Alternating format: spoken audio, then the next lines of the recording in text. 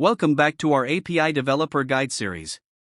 Today, we're going to dive into some more advanced but essential topics in API development, testing, and environments. We will explore how to set up your databases for robust testing and how to use API mocking and stubbing to supercharge your development workflow. Our agenda for today is simple but powerful.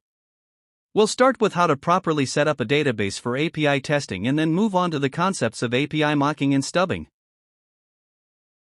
Database setup for API testing is all about creating a controlled and predictable environment that allows you to validate your API's behavior consistently.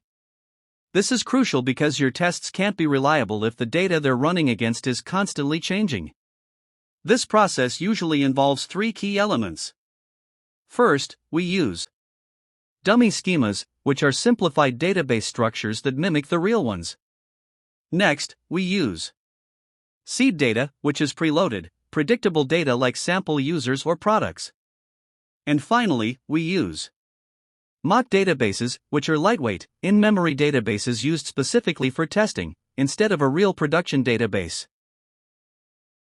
So, why is a dedicated database setup for API testing so important? APIs that interact with databases must be tested against reliable, repeatable data.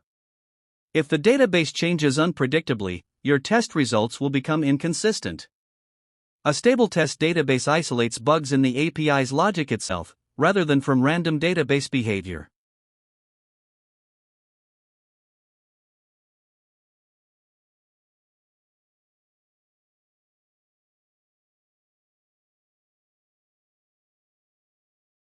A stable test database isolates bugs to the API logic, not to random changes in the database. Let's use an e-commerce API as an example. You might create a dummy schema with just 3 tables: users, products, and orders. Then, you seed it with a small, known amount of data, say, 5 users, 10 products, and 3 sample orders. Now, when you test a request to get orders for a specific user, you know exactly what the response should be because the data is predictable and controlled. This makes it much easier to confirm your API is working correctly. Now, let's talk about API mocking and stubbing. These are powerful techniques used to simulate API responses before the actual backend is finished.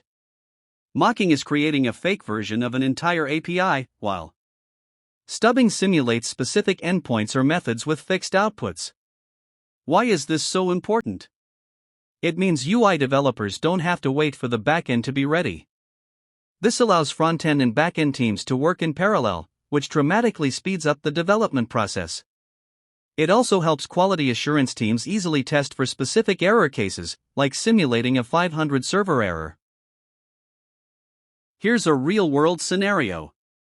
Imagine your front-end team is building a new mobile shopping app, but the back-end payment API is still under development. Using a mock server, you can create a fake /payment API that always returns a successful transaction response. This allows the front-end team to fully build and test their checkout flow in UI, without needing the real, functional payment service. To quickly recap, for database testing, use dummy schemas and seed data with mock databases. This ensures consistent and repeatable API results. For parallel development, use API mocking and stubbing. Mocking helps UI developers test early without waiting for the backend. Together, these two techniques make API testing faster, safer, and ready for parallel development. Thank you.